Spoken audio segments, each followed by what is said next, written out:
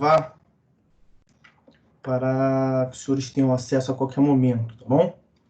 Vamos lá, vamos dar continuidade e vamos falar hoje, muito rapidamente, da lei processual no espaço.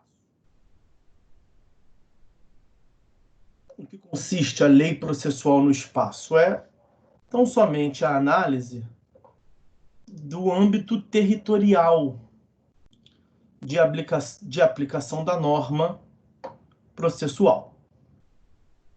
A regência está no artigo 13.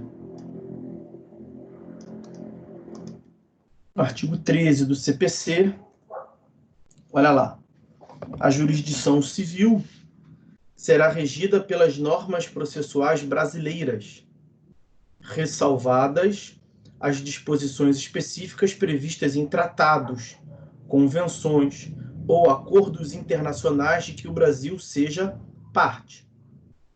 Porque o tratado ele é editado no âmbito internacional, mas ele é internalizado, não é? Então, os países signatários do tratado depois percorrem um procedimento que os senhores já viram ou verão no direito internacional público, que é para que aquele tratado seja parte integrante do ordenamento jurídico daqueles países signatários. Nós temos aqui um procedimento próprio, que aí me foge bem a ordem, tem que aprovar um decreto legislativo, tem que ser aprovado no parlamento. Pouco importa. O que importa é que ele é internalizado. E aí, quando ele é internalizado no Brasil, ele é uma norma jurídica, então ele vale, assim como todas as outras valem.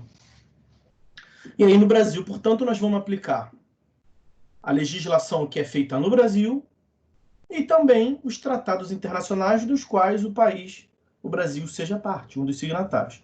Não tem mistério quanto a isso, portanto, tá? Aí a previsão do artigo 13 é isso, esse artigo 13, esse tópico, leis processuais no espaço, nós vamos aprofundar no próximo item, que são as fontes do direito processual. As fontes do direito processual. É o próximo tópico logo que eu vou ver com vocês. Logo depois desse espaço que é um pouco mais intermediário, eu vou falar da lei processual no espaço, já falei, é só isso. E falar de um próximo tópico, que é o do caráter subsidiário, supletivo do CPC, e depois a gente vai para as fontes do direito processual. Mas quanto à lei processual no espaço, é isso. A lei processual, o processo civil brasileiro, ele é regido pelas normas do direito brasileiro. Mas não exclusivamente.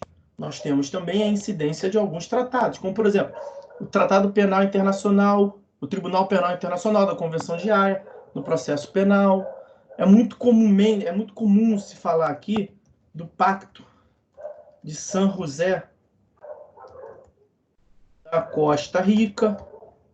É um tratado internacional que tem lá direitos e garantias fundamentais na América do Sul e tem alguns ditames processuais. Nada que seja tão importante de tratar de modo separado, porque tudo que está lá nós temos também internalizado por uma outra norma no direito brasileiro. Então acaba que os tratados, no âmbito processual, ele tem um caráter mais supletivo também, para robustecer, porque o nosso sistema processual ele é farto de garantias processuais. Bom, o tópico que eu quero ver com vocês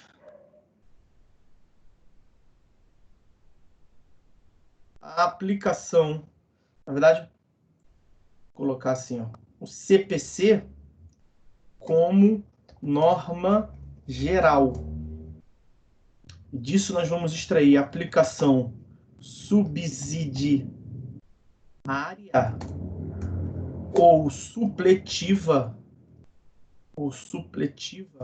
do CPC em relação a outros de processo, vamos assim dizer.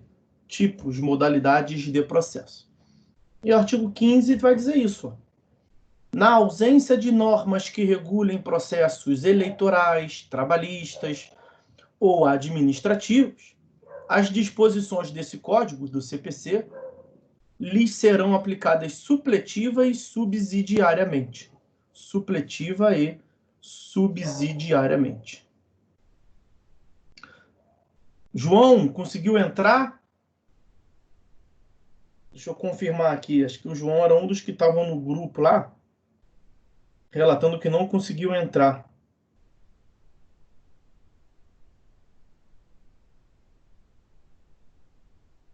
E escreveu o textão aqui. Não vou poder ler agora, João. Eu já posso te responder depois com calma, mas agora não vai dar. Mas eu precisava confirmar se você conseguiu acessar aí. Porque me parece aqui eu recebi a mensagem que Caio e João entraram. O Caio colocou no grupo ali, cheguei e tal. Eu imagino que o João também tenha conseguido. Que eu volto a dizer, eu não tenho familiaridade com... Ah, João, estou aqui. Então, beleza, fico feliz. De qualquer maneira, para quem chegou depois, a aula está sendo gravada, tá? Vai ficar disponível aqui na ferramenta. Eu vou disponibilizar também no YouTube e vou colocar o link para vocês. Aí, Caio, você pode ficar tranquilo que essa sua perda, eu estou falando, tem 5 minutos mais ou menos, e de qualquer maneira, 5 ou 10 minutos, e você pode pegar isso nessas vias remotas aí. Bom, cara, vamos continuar. Aplicação subsidiária ou supletiva do CPC em relação aos outros tipos de processo. E aí, aproveita, Caio, que você falou aí, você quando entra, você consegue ver o histórico do que está no chat? Me confirma isso aí, por favor, Caio, que é para eu ir aprendendo. Você entrou agora. Aí, consigo, já respondeu. Então, você está vendo tudo que eu tento sempre colocar escrito ali, de modo que você, dando uma olhada no que está no chat, você vai ter uma noção. Não é absolutamente tudo, evidentemente. Não teria como ser. Mas você vai ter uma noção boa do que nós já falamos. Então, lei processual no tempo, no espaço. A lei processual no tempo, nós terminamos a última aula tratando disso, né? Lei processual no espaço, artigo 13. E aí depois a aplicação subsidiária, que foi onde eu parei. Ótimo. Então, menos mal, essa sua ausência não vai ser tão sentida, não. Fica tranquilo, Caio. Bom, o próprio artigo 15 é claro em dizer que na ausência de normas específicas, por exemplo, do processo eleitoral, do processo trabalhista, do processo administrativo, a lei não diz, mas a jurisprudência do STJ é nesse sentido. Também o processo penal. Então, o Código de Processo Civil, ele é o diploma de base, ele é o diploma piso, da onde se derivam as aplicações em diversos outros tipos de processo. Claro que se tiver uma norma especial lá no outro tipo de processo trabalhista, tem várias especialidades, várias diferenças em relação ao Código de Processo Civil. Você vai aplicar o que está na CLT, evidentemente. Aqui nós não estamos falando disso. Aqui a hipótese é em que nada se fala lá no diploma de regência, na CLT, usando aqui o trabalhista como exemplo. Se lá não se fala, não quer dizer que não vai ser aplicado. Por quê? Porque além da CLT em relação ao processo do trabalho, aí para o pessoal que gosta de trabalho, que venha no curso se apaixonar, vai ser advogado trabalhista, você vai aplicar essencialmente, substancialmente a CLT, porque ela é o diploma de regência. Mas pode ter casos lá que não tem nada falando sobre o instituto processual. Não é porque a lei não falou que não existe. Lembra do que nós vimos? A diferença do direito enquanto ciência e o direito enquanto regulamentação? A ciência vai sempre ser aplicada à regulamentação de maneira supletiva ali. E na própria regulamentação, tem uma regulamentação mais exaustiva, que é o CPC, e uma outra mais especial, a do trabalho, como exemplo só do trabalho. Pode ser eleitoral, administrativa, a criminal ou penal. Você vai aplicar a legislação especial, evidentemente, mas se ela não tratar de um assunto qualquer, citação, senhores verão, se não for nada falado sobre a citação, Não é que não vai ter citação. Você vai aplicar o capítulo da citação do Código de Processo Civil. Isto é, aplicação supletiva, para suprir lacunas, ok? Tem também um outro tipo que é a aplicação subsidiária. É quando há regulamentação lá na norma especial. Então, a primeira hipótese, não há regulamentação, supletivo. O que nós estamos vendo agora é que lá na trabalhista, como exemplo a trabalhista, não é só trabalhista. Vamos botar penal. Lá na penal, na legislação processual penal, tem regulamentação, mas não está completa. Não respondeu tudo. Você pode aplicar o CPC? Pode. Aí não vai ser supletivamente, aí vai ser subsidiariamente. Então você vai aplicar naquilo que não é incompatível. Aplicação subsidiária, você sempre aplica subsidiariamente, ou seja, na subsidiária porque tem regulamentação, né? Mas pode ser que não tenha respondido tudo. Você vai aplicar subsidiariamente uma outra norma que é mais ampla, desde que não haja incompatibilidade. Por exemplo, Código de Defesa do Consumidor e Código Civil. O Código Civil é a norma mais ampla, é um código. O do CDC também é um código, mas é um código específico sobre uma relação, a relação consumerista. Pode ter diversos institutos que têm regulamentação no Código de Defesa do Consumidor e também tem no Código Civil. Mas o Código Civil falou mais. Você vai aplicar qual? Vai aplicar só do CDC. Por quê? Porque pode ser que o que ficou em branco no CDC seja incompatível com o Código Civil. Porque são diplomas antagônicos, muito distintos. Então, cuidado, a aplicação subsidiária, ela não se dá... Veja, você vê uma norma geral, aí vê uma norma especial que é menor, regulamentou menos, regulamentou parcialmente diferente. Você vai aplicar sempre a norma geral de modo subsidiário? Não, nem sempre. Veja, interpretação, que nós falamos aqui. Pode ser que no processo interpretativo você chegue à conclusão que é só aquilo mesmo da norma especial. Não tem que aplicar nada subsidiariamente. Por quê? Porque eventual aplicação subsidiária seria contrário àquilo que se quis instituir naquele processo. Então, cuidado. A aplicação subsidiária tem esse grão de sal, grano sales. Você tem que ter cuidado. Você não aplica sempre... Porque se fosse assim, era só saber a norma geral, né? Porque ela se aplicaria sempre às normas especiais. Não é isso. A aplicação subsidiária depende de uma análise e a aplicação não pode contrariar a regulamentação da norma especial. Tudo isso dito ali no artigo 15. Só o processo penal que não está incluído, tá? Mas a jurisprudência do STJ é sedimentada no sentido de que aplica-se a legislação processual civil à legislação processual penal por conta desse caráter de maior abrangência de diploma base do Código de Processo Civil. Vou ler por fim. Artigo 15. Na ausência de normas que regulem processos eleitorais, trabalhistas ou administrativos, as disposições desse código CPC, lhes serão aplicadas supletiva. Vimos quando é o caso de aplicação supletiva. Lá não tem nada. Se aplica aqui o CPC supletivamente. E subsidiariamente. Lá tem uma disposição, mas não tratou de tudo. Você vai ter que analisar o que ficou faltando.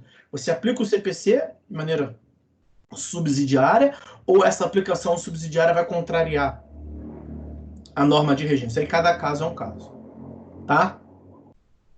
Bom, tá visto também sobre essa aplicação subsidiária. É só isso. Perceba que a gente ficou bastante tempo, umas 3 aulas, eu imagino, 3 aulas ou mais, vendo o Instituto dos Princípios, que é algo essencial para a compreensão dos senhores. Todo o processo, os senhores vão mexer com todos os princípios, praticamente, então é muito importante saber. A gente dedica um tempo maior. Ao passo que tem outras que são mais rápidas. Não tem muito o que falar. Bom, próximo tópico. O próximo tópico são as fontes do direito processual. As fontes do direito processual. Quando se fala em fontes do direito processual, o que se pretende aqui investigar é da onde que surge o direito processual. Ali na subida da Serra de Friburgo, A subida não, já pode ser descida. Ali no cume da Serra de Friburgo, próximo ali da patrulha, da polícia, o pessoal não para pegar água. E aí não para pegar porque ela seria mais pura. E aí ela seria mais pura porque ela está na fonte, ou está mais próxima da fonte. O pessoal não fala, vou ali parar na fonte. Fonte, por que fonte? Fonte de onde vem a água. A água brota dali e vai descendo. Claro que ali ela está mais limpa do que onde ela vai descendo, né? Por onde ela passa, ela pode ir se contaminando. A água ali é muito mais limpa do que do Rio de Janeiro, capital, com certeza.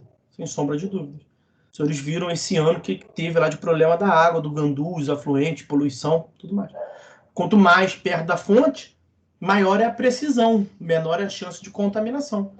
Então, quais são as fontes do direito processual? Ou seja, da onde que surge o direito processual?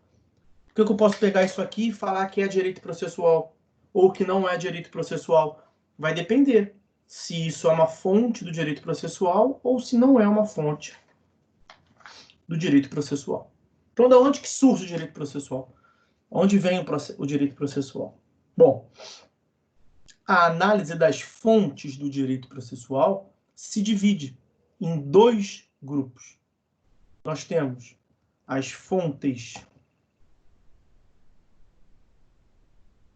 formais e temos as fontes materiais do processo. As fontes formais têm um contexto, a conotação de obrigatoriedade ou coercitividade. Fonte formal é aquilo da onde nós podemos dizer que aquilo é direito processual, sim, veremos, e mais do que isso, é para seguir na marra, porque estou mandando, porque eu sou Estado e faz, cumpre, ponto final. A ideia de impositividade, coercitividade, obrigatoriedade, tem que seguir.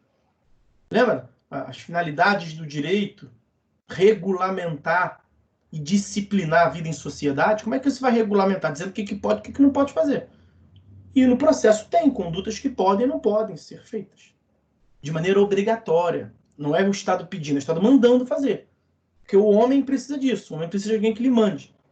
Estou falando do homem como ser humano, tá? Não que os homens, gênero, não precisem. Óbvio que precisam. Mas o ser humano precisa de regras para seguir. Bom, e aí, as fontes formais são essas, portanto, normas dotadas de obrigatoriedade. Quais são as fontes formais? Primeira das fontes formais. Os senhores já foram apresentadas a elas. Nós falamos várias vezes de dispositivos dela. Tivemos uma aula para explicar a forma como ela é entendida hoje em dia, a tal da Constituição Federal, a Carta Magna, a Carta Política, o ato inaugural. O ato inaugural, vou botar na carta, são formas como se referem à Constituição Federal. E evidentemente que se nós estamos aqui a analisar normas que devem ser seguidas obrigatoriamente e normas relacionadas ao processo, na Constituição tem diversos. No artigo 5º nós mencionamos um monte de princípios. Os princípios processuais decorrem em larga medida do que se encontra na Constituição Federal. Então, o que está na Constituição Federal não é um pedido, é um comando. É para ser cumprido. A doutrina, os estudiosos trabalham em cima da interpretação, para entender melhor. Vimos, por exemplo, que quando se fala em devido processo legal, no artigo 5º, inciso 54 da Constituição Federal, é muito mais do que um devido processo da lei. Na verdade, um processo para ser devido não tem que vir da lei. Mas aquilo, o tal do devido processo legal, ele é obrigatório. E nós vamos aplicá-lo de modo obrigatório, buscando a melhor interpretação. Mas é isso. Que a Constituição Federal tem normas de direito processual e que devem ser seguidas com caráter de obrigatoriedade, não se pode ter dúvida nenhuma. tá? Então é a primeira, a Constituição Federal. Segunda espécie, ou segunda fonte formal do direito processual é a lei ordinária. Lei ordinária federal. Aqui nós já temos um pouco mais de coisa para falar. Bom, lei ordinária federal. Por que lei ordinária federal? Aí vou ter que abrir a página do Planalto aqui, da Constituição Federal.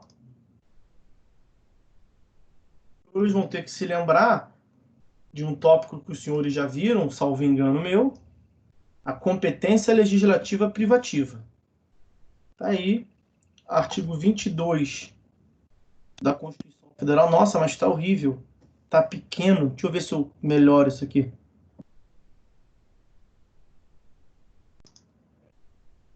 Opa, era tão mais fácil deixar. Eu copiei aqui a redação,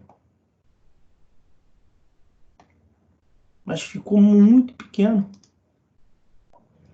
Ah, peraí. Não. Vou deixar assim. Vamos ver como é que vai ficar. Eu estou falando que está pequeno também, mas eu não vi. Não. Vamos ver. Acho que ficou pequeno também no chat para vocês aí, né? Vou botar de novo aqui. Ah, Yasmin falou que ficou bom. Ah, então tô mais tranquilo. Ficou bom. Se ficou bom, tá ótimo. Dá para ler tranquilamente. Ah, fico feliz. Ótimo, valeu. Beleza, gente. Obrigado. Tá tranquilo, Desatamires. Então, olha lá. Artigo 22 da Constituição Federal compete privativamente à União legislar sobre. Vai aparecer processo aí. Direito civil, comercial, penal, processual. Então, é competência privativa da União, ó, legislar sobre processo. Não, pior que agora.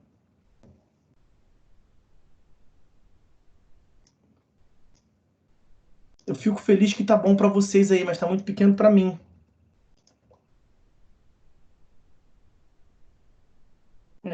Agora mudou de vez. Deixa eu só ver mais uma vez que isso eu consigo.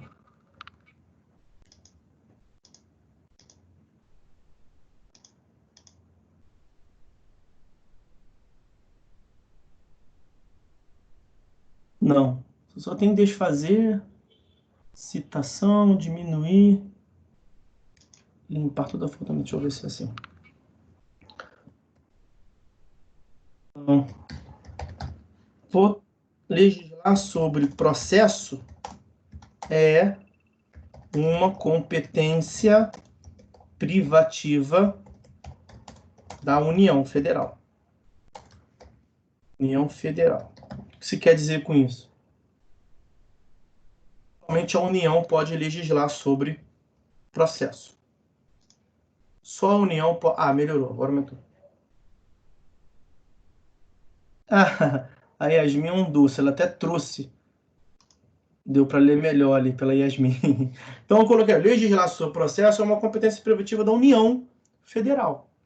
E aí o instrumento é a lei ordinária. Por que o instrumento é a lei ordinária? Porque a Constituição não exige lei complementar. Nós teremos lei complementar, como o nome diz, para complementar a Constituição Federal. Então, é assim.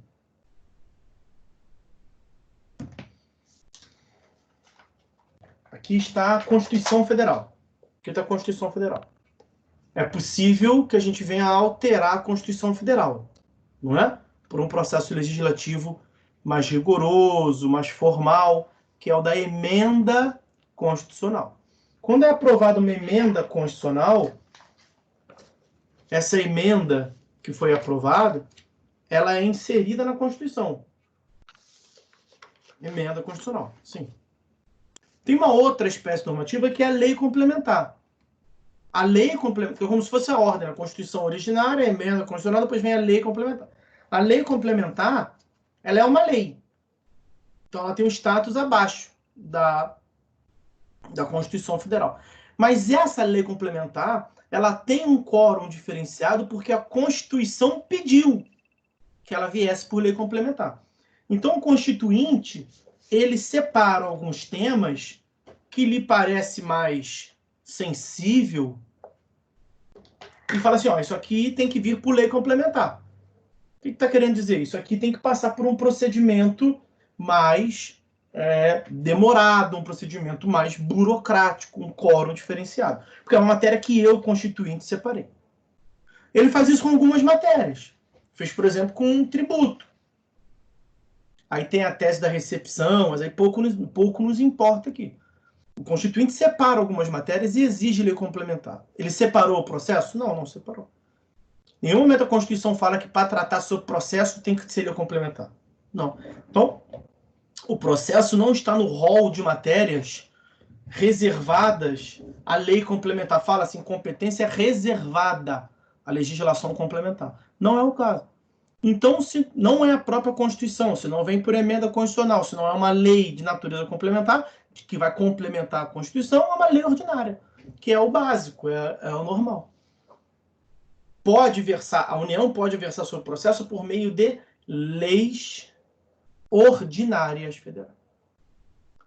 Mas, eu disse, a lei complementar, ela está num status abaixo da Constituição Federal. Ok.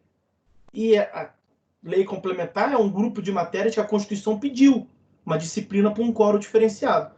E as leis ordinárias? Vou pegar um digníssimo de um boleto e vou tratar como lei ordinária. E as leis ordinárias? Leis ordinárias é toda lei que não é de natureza reservada pela Constituição com matéria complementar, que é a complemente. Então ela tem um quórum diferenciado. Isso. É a lei padrão, a lei ordinária. Mas a distinção hierárquica entre a lei complementar e a lei ordinária, qual vale mais? Alguma delas vale mais? Vale igual? Naturalmente, se pensa que a lei complementar tem uma estrutura hierárquica acima da lei ordinária. O STF refuta essa tese. Tá? Para o STF, lei complementar e lei ordinária têm o mesmo status. Então, isso não é matéria eminentemente processual, direito constitucional vai ver isso com vocês, mas eu falei da lei complementar, a diferença da lei ordinária, estou fechando aqui a abordagem quanto ao ponto. Eu preciso chamar a produção, porque está acabando a bateria do meu celular.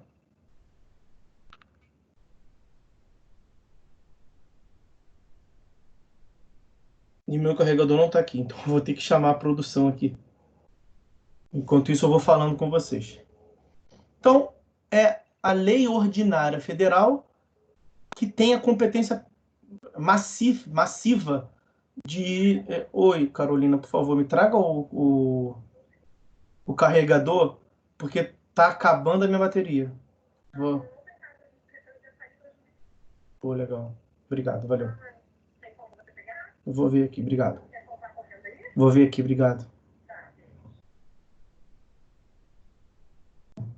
Bom, voltando. A matéria é eminentemente da lei ordinária federal. Tanto é assim que o CPC, esse que pelo artigo 15 tem aplicação subsidiária e supletiva aos demais ramos do direito processual, é uma lei ordinária. É a Lei Ordinária Federal número 13.105 de 2015. É uma lei ordinária. Uma lei como outra qualquer. Que é chamada de código porque é extenso. Código é uma lei que é extensa, basicamente isso. Tá? Então, a Lei Ordinária Federal é uma fonte do direito processual. É claro que o que o CPC prevê tem caráter obrigatório, coercitivo. E o CPC é uma lei ordinária federal. Cuidado! CPC é uma lei ordinária federal, mas lei ordinária federal de matéria processual não é só o CPC. Vou dar um outro exemplo aqui. Quer ver? Lei número 9.099 de 95, dos juizados especiais, senhores verão. Lei 12.156. Nossa, agora me deu um branco, fui pensar numa outra lei. Deixa eu ver aqui o número correto, que não é o que eu pensei, não. Peraí. 2016, viu? Eu falei 2156. É 2016 de 2009. É a lei do mandado de segurança, MS. Os senhores verão tudo isso no momento próprio. O que eu estou querendo passar para os senhores nesse momento é que a lei ordinária é uma fonte do direito processual no sentido da coercitividade. Bom, essa é a segunda na lista. Deixa eu ver se eu acho aqui a minha ordem. Primeira, Constituição. Segunda, lei ordinária, isso. Aí, a terceira aqui vai dar problema, provavelmente, tá? E não é culpa dos senhores, nem minha culpa. É uma questão meio oposta do que eu falei ainda agora. Então vamos lá, vou explicar. Lei ordinária estadual. Incompatível, né? Acabei de falar que é a lei ordinária federal e que a competência privativa da União. Vou botar de novo para quem? Artigo 22, inciso 1º da Constituição Federal. Competência legislativa privativa da... Nossa, estou escrevendo tudo errado. União. Competência legislativa privativa da União. Mas como é que pode uma lei ordinária do Estado versar sobre o processo? A própria Constituição é aquilo que eu falo sempre para vocês, interpretação sistemática. A Constituição falou lá no 22.1 que compete privativamente ao Estado. Mas falou no 24.11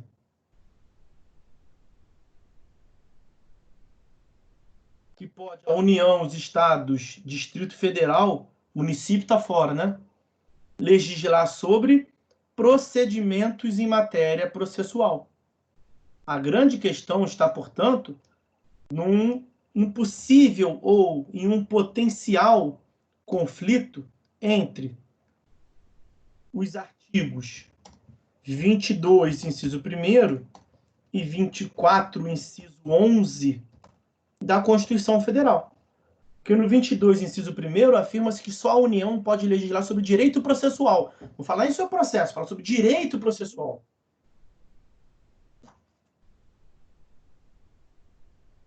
Eu estou conectado, eu caí, me ajudem aí, por favor. Se alguém puder botar no chat ou ativar o microfone. Que apareceu uma mensagem. Não caiu não, professor. Não caí não, que bom, ótimo. Que apareceu uma mensagem aqui para mim que eu caí. Escutando normal. Oi? Quem falou aí? Eu falei que eu estou escutando normal, Rafaela. Show, falou, Rafaela, obrigado, que ótimo. Não, beleza, então já foi. Porque apareceu uma mensagem para mim que eu perdi a conexão, aí eu fico sem saber. Agora eu estou sabendo que está tudo ok. Então é uma possível contradição entre o inciso 1º do artigo 22 da Constituição e o inciso 11 do artigo 24 da Constituição. Porque no primeiro dispositivo, 22.1, afirma-se textualmente que somente a União pode legislar sobre direito processual. Mas no 24, inciso 11, afirma-se também a Constituição. E veja, os dois são normas da Constituição originária, do Constituinte originário.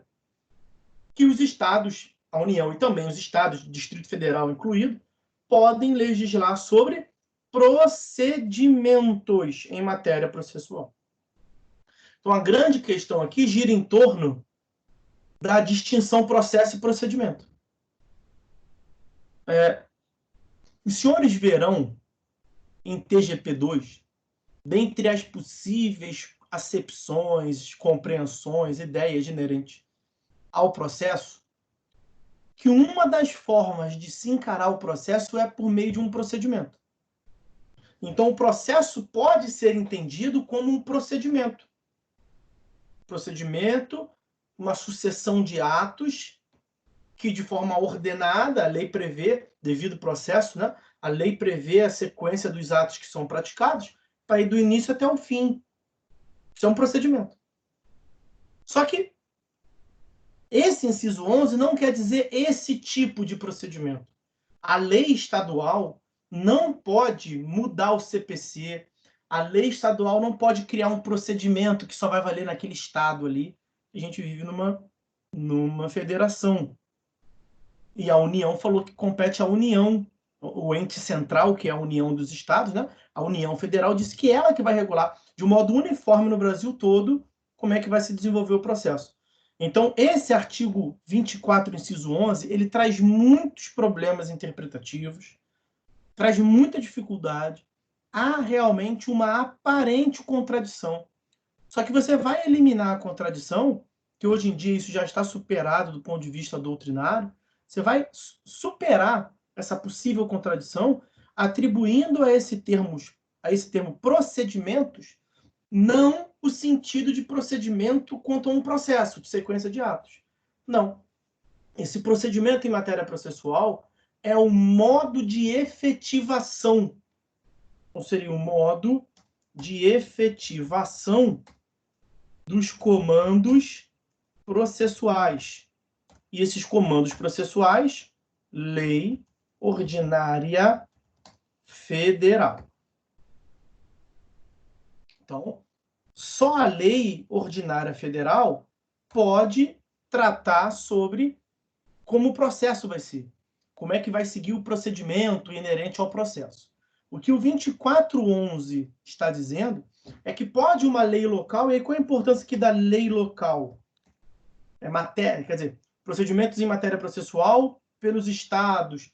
É a possibilidade da lei local reconhecer peculiaridades do seu estado, onde vai ser aplicado. Não é que vai alterar, vai deixar de ser obrigatório, vai ter que fazer o que o CPC mandou, não. Não é isso. O CPC mandou que seja feito, vai ser feito. Agora, como é que vai ser feito? É esse, o modo como se vai desempenhar aquela atividade. A lei estadual pode tratar sobre isso. Então, o CPC manda citar. Mas quem é que vai citar? Oficiais de justiça. Uma das modalidades de citação é por oficial de justiça. O juiz determinou que o oficial de justiça cumpra. Mas esse juiz é um juiz do estado do Roraima. Quem é que vai cumprir? Um oficial de justiça do estado de Roraima. O juiz seguiu a lei, o CPC, que foi coercitivamente imposto. E como é que o oficial de justiça vai cumprir aquele mandado de citação? Obedecendo o CPC, evidentemente, que é o comando normativo, mas pode ter uma norma ou outra especial ali da lei estadual de Roraima, que vai delimitar. Então, é esse o sentido. Pode ser que a lei estadual regulamente o processo no sentido de dar efetividade, de dar concretude àquilo que o comando da lei federal estipulou. Muito cuidado com essa possível contradição entre o 2411 e o 22.1 da Constituição Federal. Quando você lê que a competência é privativa da União para legislar sobre direito processual, você estaria autorizado a falar assim, então só a União pode meter o bedelho nisso aqui. Mas aí depois se percebeu, o próprio Constituinte, que cada estado tem a sua peculiaridade. Por exemplo, eu imagino, sei lá, porque eu imagino que lá na lei do estado de Tocantins, do Amapá, não vai ter uma lei própria dizendo que o oficial de justiça não precisa subir favelas, porque ele vai colocar a vida dele em risco. Nós temos, de um lado, a efetividade da jurisdição, que é algo muito importante. Assim como o SUS é importante, a educação é importante, a jurisdição é importante, serviço público. Temos, do outro lado, a saúde de quem vai prestar esse serviço público. Vai mandar o oficial de justiça entregar a carta, o aviso de citação para o traficante, ou para a mulher traficante, sei lá, para o pai traficante, ele não vai saber quem é. Então é uma área absolutamente conflagrada. Ninguém entra lá. Vai botar o oficial de justiça para subir lá obrigatoriamente?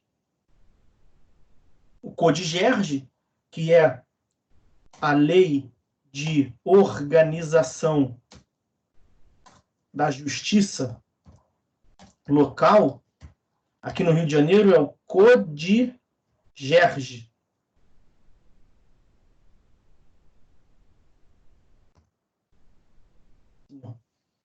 CODIGERGE, Código de Organização Judiciária do Estado do Rio de Janeiro. No CODIGERGE tem diversas dessas normas complementares.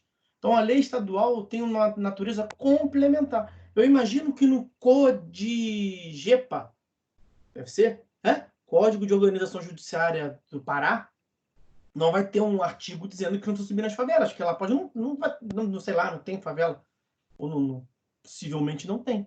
Então é isso. A lei estadual pode regulamentar o modo de cumprir a determinação federal, porque ele, legislador estadual, vai ter conhecimento das suas peculiaridades. Um outro exemplo, no Amazonas você tem que atravessar, muitas das vezes, pode ser que você tenha que atravessar um rio para cumprir uma diligência. Você imagina, há quanto tempo que o intimado reside em relação ao fórum? O oficial vai ter que sair levando o mandado para cumprir, dando ciência pessoal ao intimado. Quanto tempo leva? Aqui no Rio, ele pega lá no Rio, ele pega um ônibus e chega lá em 40 minutos. Ou ele vai de carro, o carro dele ou o carro do TJ, chega lá em 20 minutos. Aqui em Friburgo, o cara o oficial pega o mandado no fórum, vai cumprir uma olaria, chega lá em 15 minutos. Mais ou menos isso, né? Eu não conheço muito o dia a dia de Friburgo, eu fico pouco aqui. Quando eu tô aqui, eu fico em casa, praticamente. Mas eu imagino que é isso, pelo que eu escuto falar, é um bairro ali do lado, né? O oficial de justiça em Manaus vai ter que atravessar um rio e demora 12 dias para chegar. 12 dias pode estar exagerando, mas 3 dias. Demora 3 dias o deslocamento para chegar. E aí? Tem que ter um tratamento diferenciado, que o legislador de lá vai saber das peculiaridades locais lá. Cara, eu imagino que lá ele não vai ter um jet ski dele para ir para cumprir a diligência, né? Ele vai ter um barco só dele. Ele deve ter que utilizar o serviço público lá. E aí fica cada vez mais difícil. Aí, o Caio, já pegamos um processo de Garrafão do Norte. O advogado que representou o escritório na audiência teve que fazer umas horas de barco. Aí, é isso. É exatamente isso. Você deve estar falando de escritório, né, Caio? Imagino que seja um escritório representante lá. É isso. Então, é a lei local que tem essas peculiaridades. E não o legislador. Valeu, Caio. Que isso. E não o legislador federal. O legislador federal está olhando para toda a nação, para a federação como um todo. E aí, localmente, você pode ter algumas peculiaridades que o legislador vai disciplinar no CODIGES. Mas, pelo amor de Deus, para encerrar, o legislador estadual não pode prever um procedimento jurisdicional, é o que eu estou dizendo. O legislador estadual não vai dizer, olha, você cita de um jeito, aí depois não vai ter que fazer audiência, não, já vai logo para a sentença. Juiz, você tem que julgar em até 30 dias. Não, não pode fazer isso, porque isso aí é norma de direito processual. E só a União pode tratar sobre isso. Espero que tenha ficado claro essa diferenciação. Uma outra fonte do direito processual é o item 4, são os tratados internacionais. Como eu mencionei para vocês ainda há pouco, aqui no artigo 13 do Código de Processo Civil, eu disse que a gente ia voltar a falar sobre isso nas fontes do direito processual. Chegou. O que rege o processo em um Estado enquanto nação? A lei local, a lei do âmbito daquela nacionalidade. Então, quem é que vai reger a lei brasileira? Quem é que vai reger o processo brasileiro? A lei brasileira. O juiz brasileiro vai aplicar e a lei brasileira, de âmbito processual, uma dessas fontes qualquer, é que vai regulamentar a forma como se deve fazer. E ele vai ter que seguir, devido ao processo legal. Pode a parte pleitear que se utilize aqui no Brasil uma lei da Bulgária? A princípio, não. Tem até a hipótese lá de reenvio, né? Se tiver um tratado específico dizendo isso, uma comunicação entre os países, pode até ser aqui em CIDA. Só que isso é absolutamente excepcional. Até tem algumas normas entre Brasil e Portugal, a lei de reenvio. Só que são para casos muito específicos. Em inventário e partilha você vê um pouco mais isso. Mas é muito mais da lei de direito material. Lei de direito processual não tem. Cada estado regulamenta suas próprias normas. Então, o juiz brasileiro vai aplicar a lei brasileira para cumprir. Vem um mandado, os senhores verão também processo civil 2, as formas de comunicação dos estados, do juiz. pode comunicar um juiz brasileiro com outro juiz brasileiro. E aí, se o juiz brasileiro está no Tribunal de Justiça do Rio de Janeiro e o outro juiz, o destinatário, está em Nova Friburgo, tem a tal da carta de ordem. Porque um é o desembargador, o outro é o juiz. Ele dá uma ordem, carta de ordem. Se é um juiz do Rio de Janeiro querendo falar com o juiz de Minas Gerais, chama-se carta precatória. Se é um juiz de Timor e Príncipe querendo uma contribuição, uma colaboração de um juiz brasileiro, isso chama carta rogatória. Ou daqui para fora ou de fora para cá. Carta rogatória. Nós podemos cumprir cartas rogatórias? Sim. O investigado, o executado, está aqui no Brasil. Ele se mudou para cá, tem 30 anos que ele mora aqui. Mas ele deixou umas pendências lá no país de origem. E lá no país de origem tramitou um processo contra ele, ele foi condenado. Mas ele não consegue cumprir lá, porque o cara não está lá, o cara está aqui. Eles podem expedir essa tal dessa carta rogatória, um ato de comunicação entre países para cumprir a carta rogatória aqui? Pode. É tipo o juiz de lá, o juiz... Qual foi o país que eu falei? Afeganistão. O juiz do Afeganistão vai falar assim, aí, juiz brasileiro, um dos juízes brasileiros qualquer, cumpra, por favor, porque o meu cidadão afegão está aí. Nós vamos cumprir? Nós vamos cumprir. Agora, nós vamos cumprir o ato deles lá, de acordo com a lei deles lá ou com a lei brasileira? Com a lei brasileira. Porque o processo a se desenvolver, aquilo vai ter um processado, né? Aquilo vai ter uma autuação, aquilo vai ser algo institucional. Aquilo vai ter que seguir a lei brasileira. Ok? Uma coisa é cumprir uma determinação, né? Isso não é bem determinação, né? É uma sugestão de auxílio. Uma coisa é você auxiliar um outro país. Que venta que venta lá, venta cá. Outro dia você vai ter que cumprir o seu ato lá, né? Então, essa boa política de vizinhança entre os países. Uma coisa é você cumprir uma determinação do juiz dele lá com o cidadão dele que está aqui. Ok, o juiz lá mandou fazer tal coisa, vai fazer aqui. Mas você vai seguir a lei deles lá, a lei material do ato, a lei processual de como praticar? Não, aí você vai seguir a lei brasileira. A lei brasileira do ponto de vista processual. E também essa ideia de cumprir o que mandou lá fazer aqui, tem uma análise, a carta rogatória chega no STJ, e o STJ faz uma análise.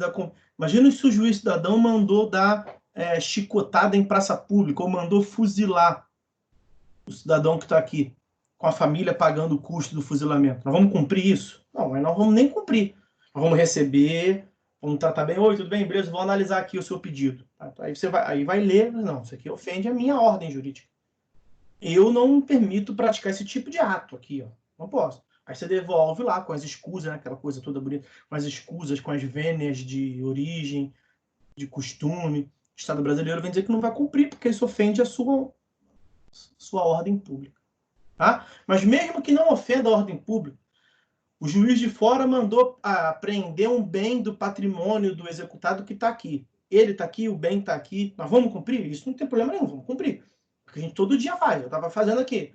Ainda há pouco antes de começar a aula, a gente estava falando sobre isso. Estava mexendo no processo que tem a ver com isso, meter a mão no patrimônio de outro. A gente faz isso aqui o tempo todo. Ok? Ok. Então, isso não é um problema. Agora, ele mandou que a gente pegue o bem de acordo com a lei dele lá. Pode não? Evidentemente que não. Vai ser com a lei local aqui. E muitas vezes, os estados eles estabelecem uma padronização. São tratados internacionais. Tratado, então, eu estava falando do juiz do Afeganistão, não é? Imagine que há muito processo daqui para lá e de lá para cá. Aí os estados resolveram fazer um pacto, um tratado, uma convenção internacional que verse sobre aquele tema. Então, o cumprimento da carta rogatória do Brasil para o Afeganistão, do Afeganistão para o Brasil, no que diz respeito a meter a mão no patrimônio, vai ser cumprido de tal forma, vai ser assegurado tal conduta.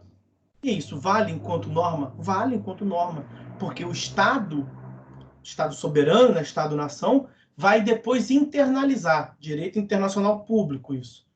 E aí vai passar, depois da internalização, aquele tratado internacional passa a ser também um agente regulador no âmbito interno. Então, além de vincular no plano internacional, vincula também no plano interno. porque aí o Brasil internalizou aquilo no seu regramento. Os tratados internacionais, quando são internalizados, então aqui, a internalização do tratado internacional gera status de lei ordinária. Eles são incorporados como fossem lei ordinária. São lei ordinária? Não, nem sempre. Aí tem que ver o processo de internalização, né? Até a última vez que eu estudei era por meio de decreto-lei.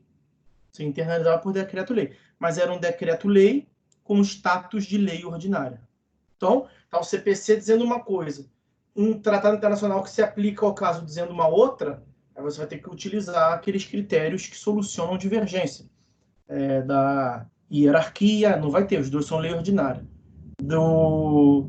Da matéria, da especialidade, ou lei posterior revoga a lei anterior.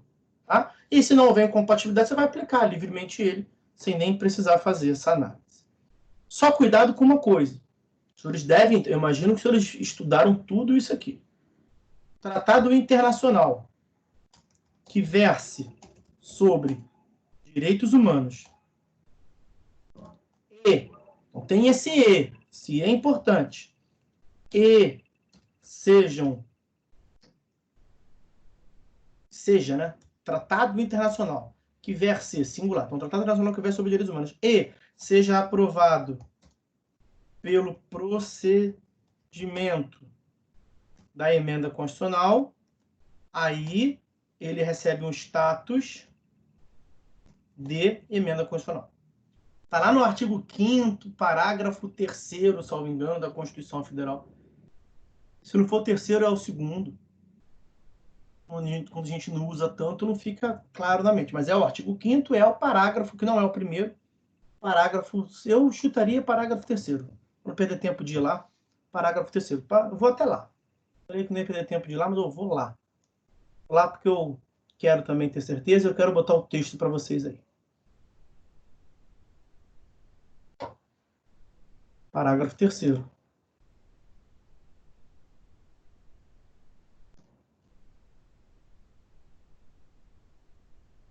Nossa! A fonte da página alto tá batendo, tá ficando horrível aqui no chat.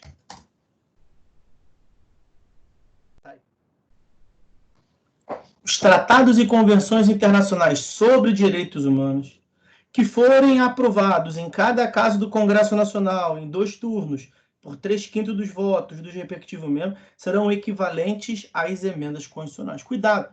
Prova de, assim, uma preocupação com prova de concurso, né? Nisso que eu vou falar. Aqui, veja, eu já vi muita gente falando o seguinte: Tratado Internacional de Direitos Humanos aprovado por 3/5 vira, ou tem força de emenda constitucional. Está errado. É todo o procedimento. A formalização da emenda constitucional, ela não é apenas sobre quórum, né? Então, tem que ser aprovado em 2 turnos, cada uma nas 2 casas. Então, nas 2 casas em 2 turnos. Então, são 4 deliberações, no mínimo. E aprovação em 3/5 dos votos. E aí eles passam a ser equivalentes à emenda constitucional. Também já vi cobrando que o tratado internacional aprovado em cada casa, 2 turnos, 3/5 vira a emenda constitucional. Não, não vira. Não é uma emenda constitucional. Ele só é equiparado. É um tratado internacional equiparado a uma lei, a uma emenda constitucional. Tá? Então tá visto aí os tratados internacionais. 4º. Quinto item. 5ª espécie dentre as fontes formais, aquelas que são obrigatórias, são os regimentos internos dos tribunais.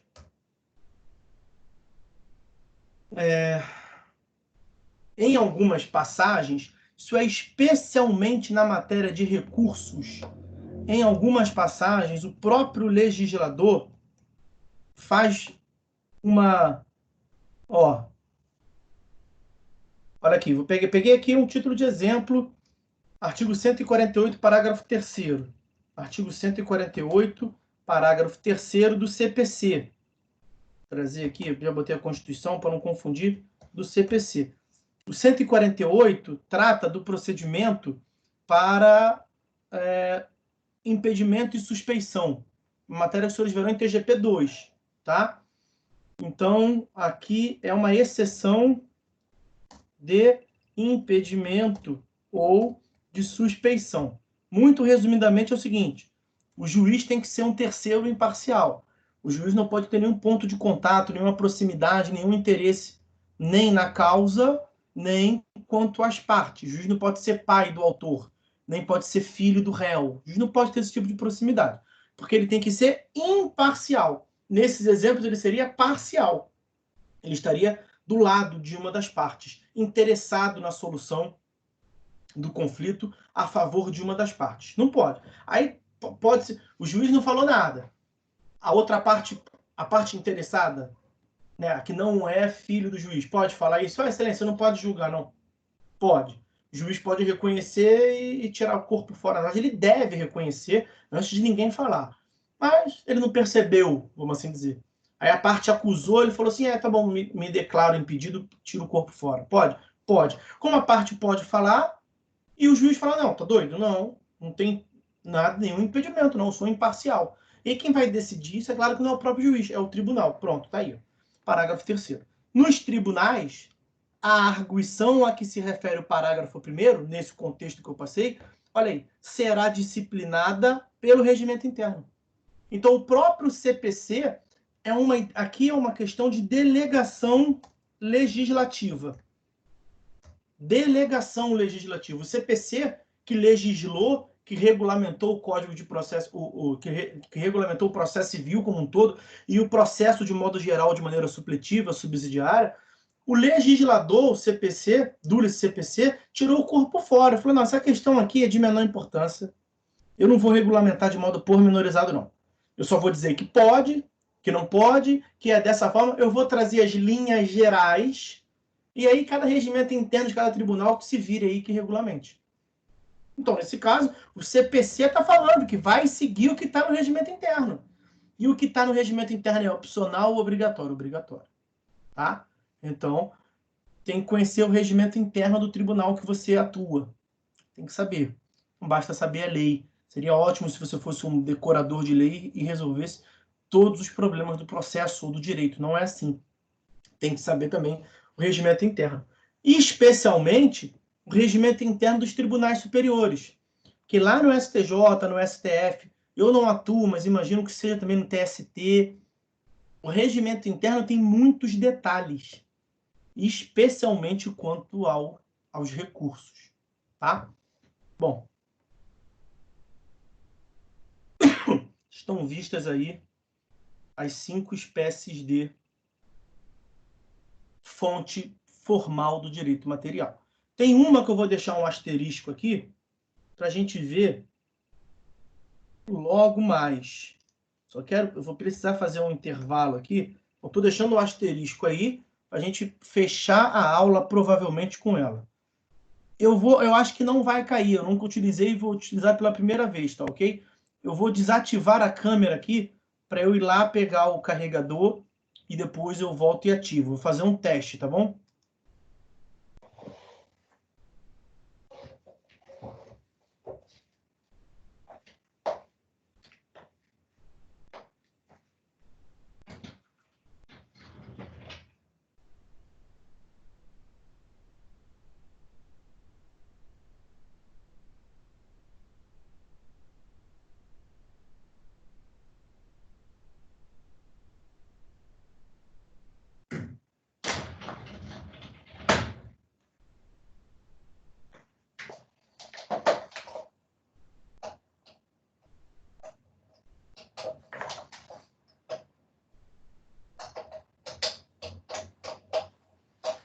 Caralho.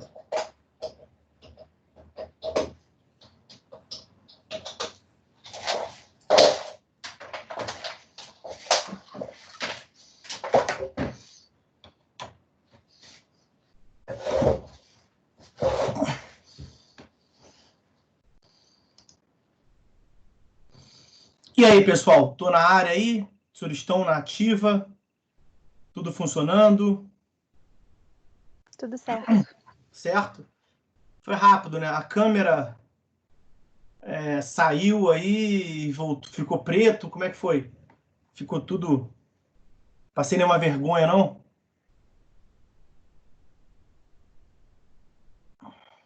Não, professor, não deu para ver nada, não. Tudo certo, então. Então tá bom.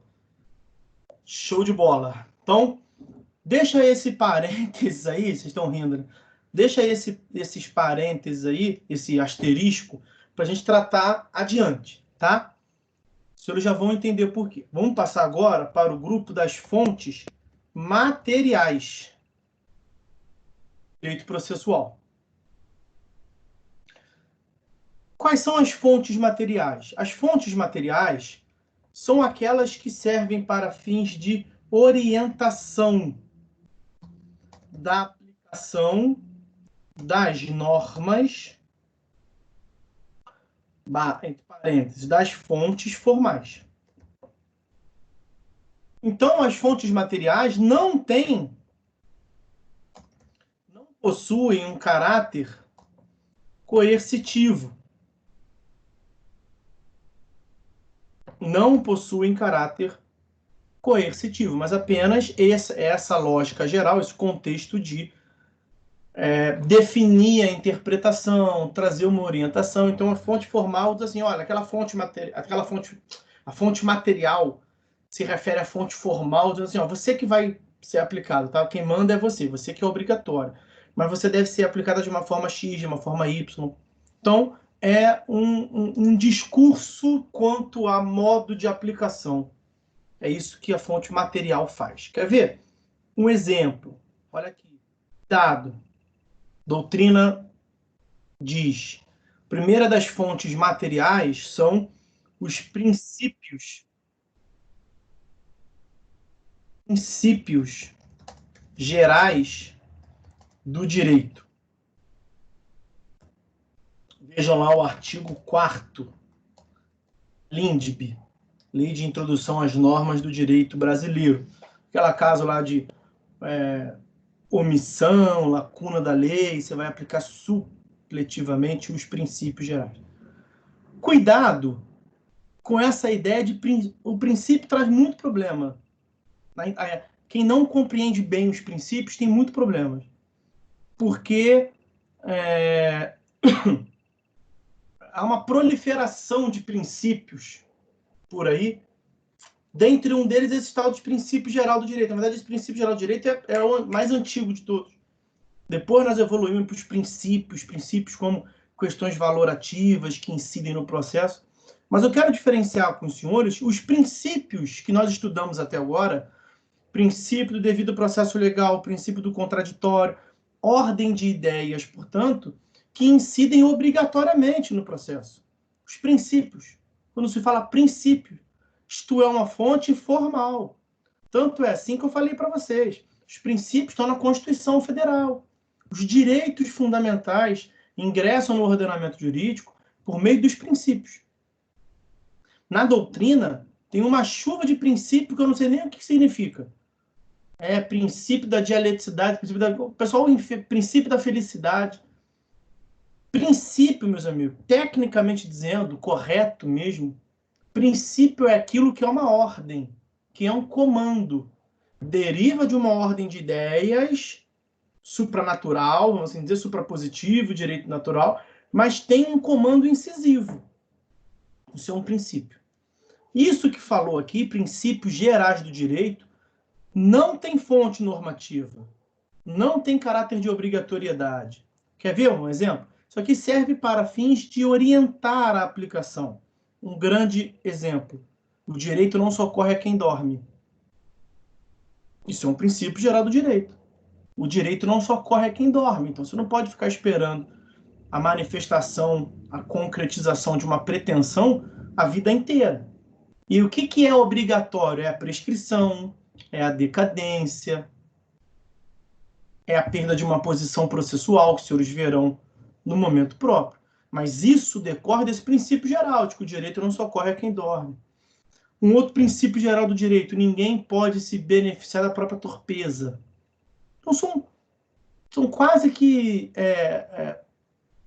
paráfrases, são quase que contos de lendas, não é lenda, mas são aferições tradicionalíssimas no direito, que desde sempre, desde toda a história do direito, isso produziu alguma importância para os estudiosos.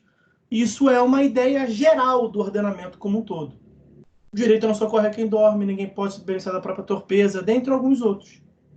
Então, esses são os princípios gerais do direito. Você pode aplicar isso na orientação de um processo qualquer.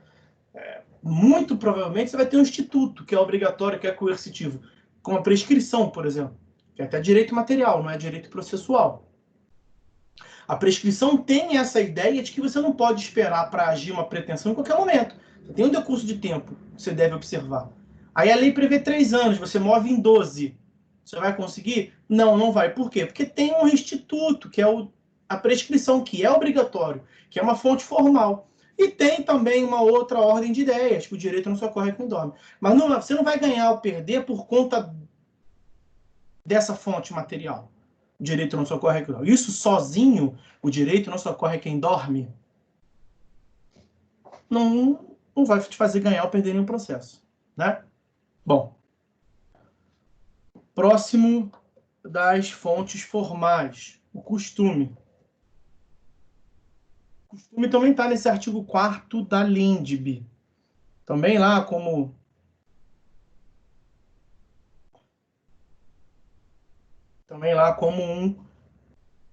um critério de interpretação das omissões, das lacunas legislativas. O que é o costume?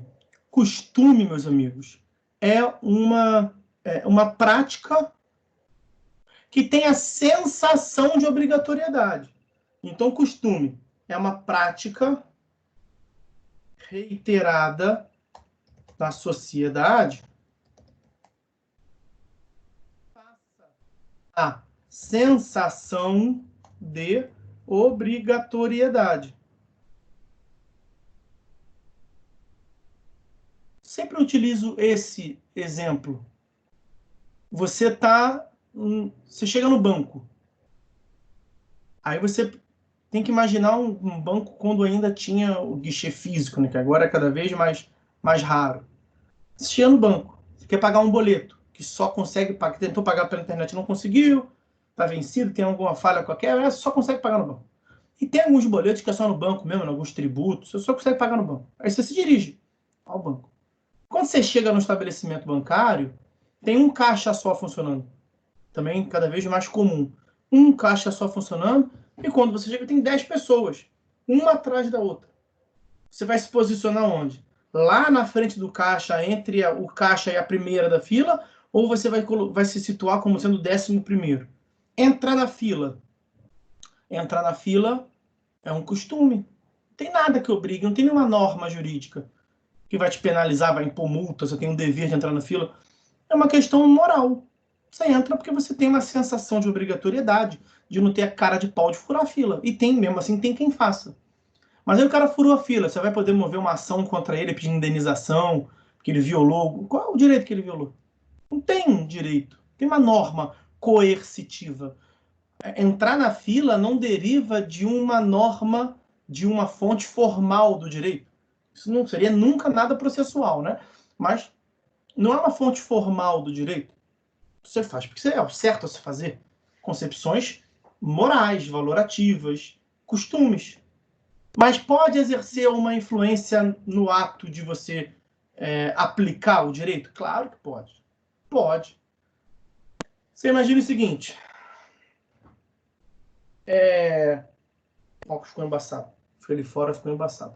Você imagina que um juiz, numa certa localidade, ele há 10 anos tem uma conduta reiterada há 10 anos de marcar audiência para meio-dia. Ele marca a audiência para meio-dia, só que ele só chega 1h da tarde. O mais cedo que ele chegou nos últimos 10 anos foi 1h da tarde. Então é ali 1h15, 1h30, o horário dele, na agenda dele, é 1h da tarde. Você, como advogado, e aí fica mais fácil de se perceber numa cidade do interior, uma comarca do interior, porque você cai na mão dele direto. Você imagina que uma certa localidade tem só um juiz. Ele é juiz único, da vara única. Todos os advogados, porque os advogados atuam um contra o outro no processo, mas eles são da mesma categoria, né? É bom que os senhores já saibam isso desde sempre. As partes podem se odiar, não é para advogado se odiar, pelo menos não por isso, né? Pode ter uma outra causa, mas não é porque você é advogado de um lado e outro advogado do outro lado que os advogados têm que se odiar. Evidentemente que não. Os advogados, todos eles, já perceberam e falaram entre si, ó, audiência marcada para meio-dia, vamos fazer um pacto nós aqui? Nós nunca vamos chegar meio-dia também, porque ele não chega. Nós estamos um ano inteiro chegando aqui meio-dia, fica nós aqui igual um bobo, e ele só chega 1h da tarde. Então, vamos chegar 1h da tarde também. Ok? Ok. Aí, 10 anos, veja, eu peguei um caso desse, eu vi um caso desse, a decisão do TJ aqui do Rio de Janeiro. 10 anos depois, uma audiência marcada para meio-dia, para meio-dia 15, sei lá, o juiz chegou ao meio-dia. Chegou e não tinha parte nenhuma. Aí ele pega o processo e aplica uma penalidade lá para as partes qualquer, que elas tinham que estar lá e não estavam. E aí? E aí que elas recorreram. Foram ao tribunal. E pediram para o tribunal desprover, tirar essa decisão. Porque ali naquela localidade tinha um costume. Ele mesmo, o julgador, trouxe um costume. Nos últimos 10 anos, ele só chegava 1h da tarde. E as partes conseguiram provar isso em juízo. E o tribunal reverteu o ato dele. Veja, não por conta de uma lei. Nem tudo você tem resposta na lei. Nesse caso, foi com base em um costume tirado. Mas aí eles trouxeram. Artigo 5º, por exemplo, do CPC. Todo aquele que atua no processo tem o dever de agir de acordo com a boa-fé. Aqui a fonte formal é a boa-fé. E o costume pode servir como uma forma de orientar a boa-fé. Naquele caso ali foi, ele desrespeitou um costume. Ele passou para as partes a sensação de que elas não devem chegar àquele horário que ele, nos últimos 9 anos, ele nunca chegou. Aí, um belo dia, ele resolve chegar mais cedo. Ninguém tem a vida girando em torno das vontades de um juiz, né? É bom que eles percebam isso, um dia eles vão perceber. Aliás, nós tivemos hoje aí uma questão envolvendo, né, o dia que vai entrar para os últimos tempos, tenho falado isso para as minhas filhas, nós estamos vivendo a história. É horrível, está sendo muito dramático. Mas falei para minha filha hoje de 13 anos, quando você tiver 30 e tantos anos, 40 anos, e estiver educando a sua filha, você vai falar isso para ela, que você fez parte da história. O que a sua filha, minha neta no caso, o que a sua filha estiver aprendendo nos livros de história, você vivenciou. É que você não está percebendo, só tem 13 anos. Aí teu pai te explica. Enfim, hoje nós temos tido ultimamente atos que vão entrar para a história, e hoje nós tivemos um ato que vai ficar marcado na história, evidentemente, que envolve um juiz federal, um ex-juiz federal. E o juiz tem que perceber que o mundo não gira em torno das suas vontades. Não estou falando que só porque eu lembrei eu falei juiz, lembrei da história do juiz, tá?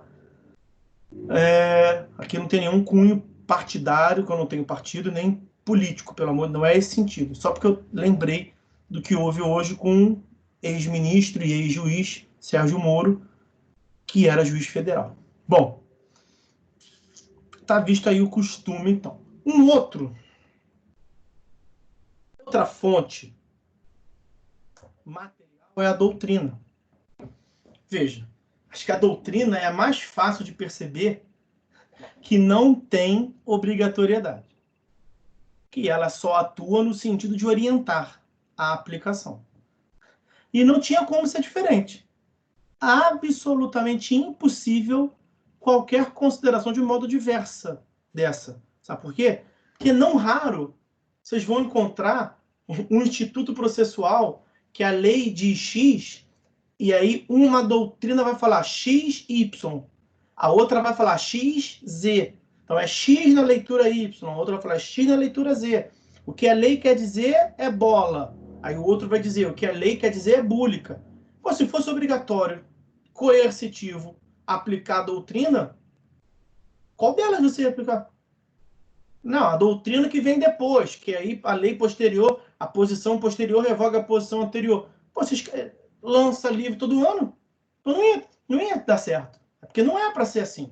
A doutrina, os estudiosos, tentam orientar, é o que eu tento fazer, estudar a lei, estudar os próprios doutrinadores, estudar as decisões judiciais e aí tirar as suas conclusões quanto aos institutos processuais.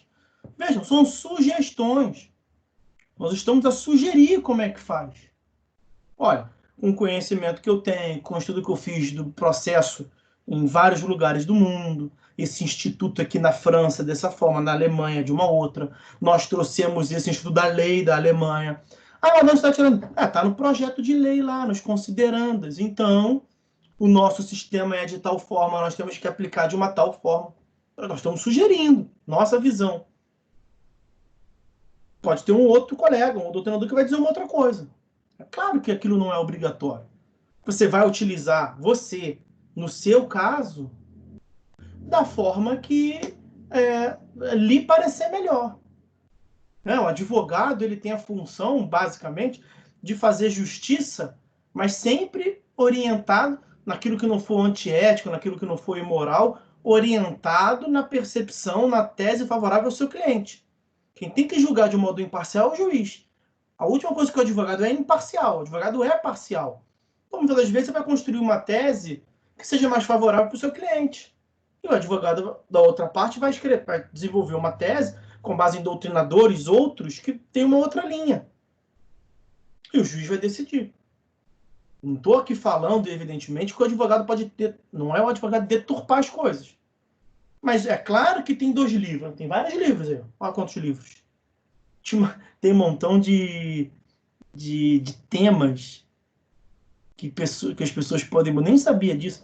Que as pessoas podem montar a sua própria biblioteca para botar atrás. Né?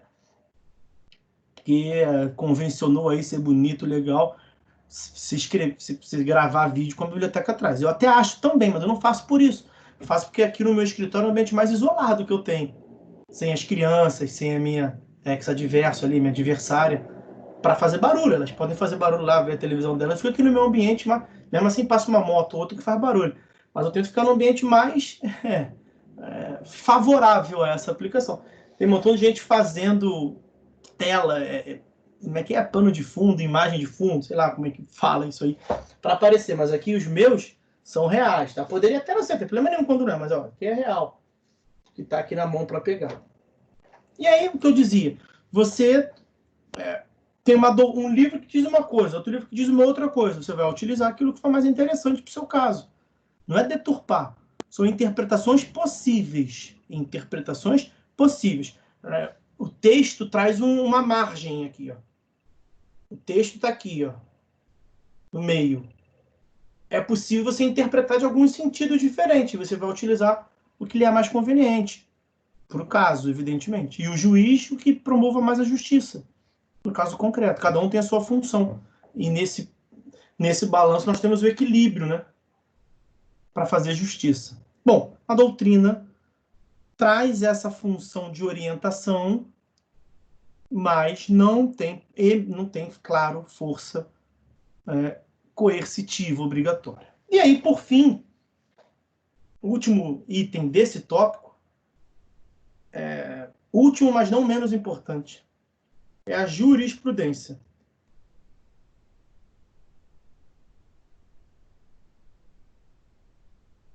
O computador resolveu aqui alertar alguma coisa, bem na frente da onde eu escrevo.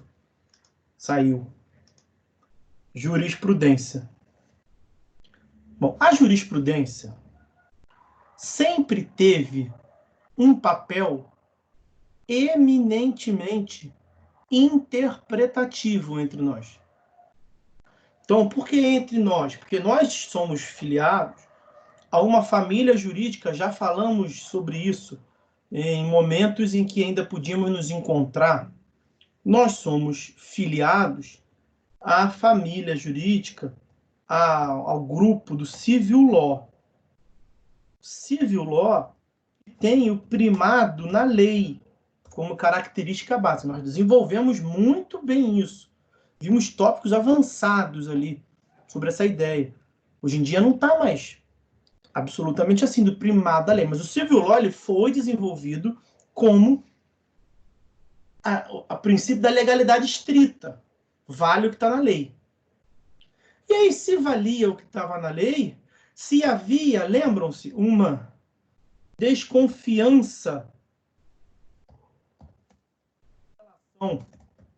aos juízes, se nós tínhamos a tese da interpretação reprodutiva, de você reproduzir, de você copiar o que está na lei, se era vedação da interpretação, no sentido de pensar e tentar dizer o que significa a lei pelo juiz, se os juízes não podiam fazer isso, é claro que a jurisprudência entre nós sempre valeu de nada. Um caráter eminentemente persuasivo. Um caráter persuasivo. De persuasão, de convencimento. Então, como é que nós sempre utilizamos aqui, até ali, o início da década de 90 em pouquinho foi aumentando, mas até desde sempre, desde 1500 até 10 anos atrás, não, 30 anos atrás, como é que a gente tratava a jurisprudência? Eu estou na cabeça aqui de 2000 ainda. Como é que nós tratávamos a jurisprudência? Como um subsídio argumentativo. Excelência, você tem que julgar de tal forma. Por quê? Porque a lei diz X. Mas olha aqui que o doutrinador diz. Diz X linha. Ó, a jurisprudência aqui, ó, X linha também. Eu encontrei aqui umas decisões que são favoráveis a meu modo de interpretar. Então, toma aqui doutrina, toma aqui jurisprudência, para ajudar a moldar o convencimento de Vossa Excelência naquilo que me interessa. Sempre esse caráter persuasivo, de orientação, de contribuir com o entendimento do Instituto. Desde sempre. E hoje em dia, como é que tá? Hoje em dia tá daquele asterisco que eu botei lá atrás. Porque é o seguinte, tem que ir até onde eu posso ir. No tempo que eu tenho e no amadurecimento acadêmico dos senhores, que dá para falar aqui. O que nós temos entre nós aqui como jurisprudência, isso que eu falei, então, colocando jurisprudência, sempre foi entendido entre nós do civil law, nós, Portugal, Itália, como sendo um conjunto de decisões. Como é que é a jurisprudência do STJ sobre esse tema? Como é que o STJ decide? Mas pode ter uma ou outra decisão divergente, em sentido contrário? Pode. Mas a regra, em geral, tem 5.000 decisões em um sentido. E tem meia dúzia que dizem outra. A força da jurisprudência sempre esteve no conjunto. Excelência, você tem que julgar dessa forma que eu estou pedindo, porque eu estou pedindo com base na jurisprudência do STJ. O STJ que está acima de você. E ele não entende isso uma, duas ou três vezes. Eles estão repetindo isso em 1.500 casos. É a jurisprudência. Então, isso sempre soou dessa forma. Pô, mas é verdade, então? A jurisprudência do STJ, o conjunto de decisões, não vale isoladamente, vale pelo conjunto. É nesse sentido, o juiz até ia olhar. É isso mesmo? Deixa eu ver. Mas para orientar o entendimento dele. E se nós temos no civil law essa tal dessa jurisprudência, que tem menos força porque o civil law se desenvolveu no primado da lei, no common law, Inglaterra, Estados Unidos, nós tínhamos a figura dos precedentes. Meu doutorado foi sobre isso. Dos precedentes. Precedente que tem duas distinções básicas em relação à jurisprudência. Duas distinções elementares. O precedente é uma decisão para de paradigmática por seus fundamentos. É uma decisão proferida. Então, a força do precedente está na singularidade, está no trabalho bem feito, nos argumentos daquela decisão, que emanam de uma corte superior também. Quem pode emitir precedente no common law é a Suprema Corte dos Estados Unidos, é a Câmara of Lords da Inglaterra, é o STF deles lá. Mas é uma decisão. A nossa jurisprudência, que sempre esteve no conjunto, a força da decisão deles lá está nos fundamentos, nos argumentos. Eles trabalham lá, sempre trabalharam com a lógica do decidir melhor para decidir menos. Porque esse primeiro caso que nós estamos julgando aqui, nós vamos fazer uma puta de uma decisão, a melhor decisão possível. Porque ela vai ser aplicada de modo obrigatório para todos. Então, precedente é uma decisão que é paradigmática, que é relevante, que é importante pelos seus fundamentos. E o precedente sempre foi obrigatório para eles lá. Então, precedente singular e obrigatório. Jurisprudência, que para nós, desde sempre, coletivo e facultativo. Persuasivo. Mas lembra que eu coloquei um asterístico lá atrás, como sendo o último ponto a se falar sobre as fontes formais? Pois é, porque aqui entre nós estamos instituindo o caráter vinculatório de certas, de algumas decisões judiciais. Nós estamos criando, na verdade, já de há muito tempo, 30 anos atrás, pelo menos, nós estamos criando o caráter vinculatório de algumas decisões judiciais. É muito comum, eu tenho ouvido falar, e a minha tese de doutorado foi sobre isso. Se tem falado aqui que nós viramos um país alinhado ao common law. Mentira. Nós continuamos tendo ainda o primado da lei. A princípio, lei no sentido amplo, né? Lei no sentido amplo, não da legalidade estrita, do ordenamento jurídico, que se chama de juridicidade atualmente. Nós temos ainda o princípio da juridicidade.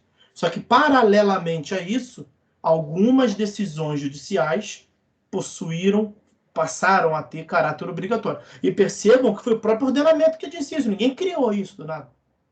Então, o ordenamento vincula, mas o ordenamento diz que a lei vincula. Então, a lei vincula porque o ordenamento mandou vincular. Mentira, aquela decisão vincula porque o ordenamento mandou vincular.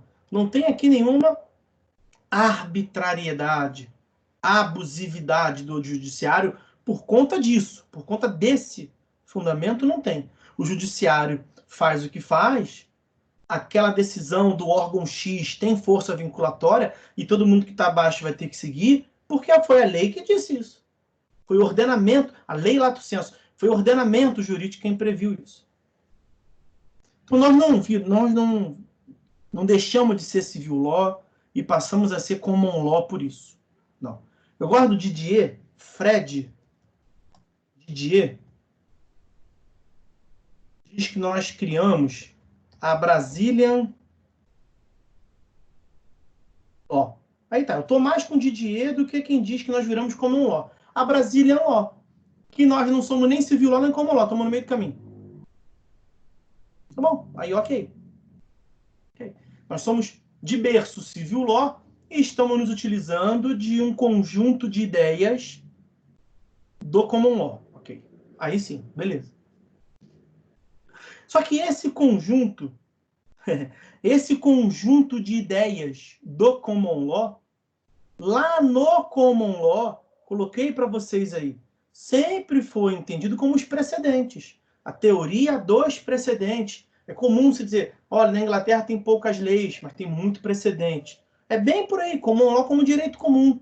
O legislador lá não regulamentava porque, em primeiro lugar, eles eram analfabetos, lá atrás, lá nos primórdios, os povos bárbaros, quando expulsaram os romanos da ilha, da Inglaterra, a ilha dos Anglos, England, eles não sabiam ler. Eles sabiam expulsar os outros na porrada, da porrada, mas não sabiam ler. Então tinha menos leis por conta disso. E o sistema judiciário que já tinha ali implantado continuava julgando. Então chegou um momento da história em que não tinha lei nenhuma e tinha decisão pra caramba, que já regia. Quem é que regia a sociedade lá atrás? As decisões. Então o que o legislador começou a fazer? Eu vou criar lei. É um equívoco falar que na Inglaterra não tem lei. Tem lei. Eu vou começar a criar lei, mas eu vou criar bem menos leis. Bem menos lei, porque eu dou uma força maior aos costumes, isso é verdade. Eu dou uma força maior aos costumes e o legislador não precisa regulamentar, todo mundo já sabe. Então já sabe, já faz porque é um costume, tem essa sensação de obrigatoriedade, então vai seguindo aí, eu não vou legislar. Mas eu vou legislar quando for interessante, quando for relevante. Quando eu tiver algum choque entre os costumes, não estão seguindo, eu vou regulamentar. Mas eu, legislador, também vou regulamentar tão somente se não tiver uma decisão produzindo efeitos. Porque se já tiver um precedente é tão direito quanto lei. Eles entendiam lá para eles no common law. Por isso que é common law. Law como direito. Direito comum, common law, direito comum. Direito feito em comunhão de esforços entre o legislador e o julgador. Então, se é assim, os precedentes lá entre eles já têm força vinculatória, força coercitiva desde todo sempre. Você traz um professor de direito processual do common law para entender o sistema brasileiro, ainda mais do jeito que era anacrônico, era esquizofrênico, cada um dizia uma coisa, uma lei, 70 mil interpretações. Pô, não sei o que fazer. Não é para isso que serve o direito. Você traz eles ficam aterrorizados. Como é que é? Tem uma decisão do STF. Do STF. O STF é a corte máxima. Nós falaremos aqui da organização do Poder Judiciário. O STF é a corte máxima? É a corte máxima. Tá? E eles decidiram uma coisa qualquer. E tem dúvida se vai seguir ou não? Exatamente, não pode. Quantos ministros compõem o STF? 11. Quanto é que foi esse julgamento aí? 11-0. Mas ninguém falou nada diferente. Não teve nada. 11-0. Todo mundo segue, então, né? Não. O juiz da comarca de Varriçai acha que o STF não manda perante ele, não. Que é aquela decisão lá que os 11 ministros do STF decidiram só produz efeitos, pasmem, no STF. Só entre eles lá.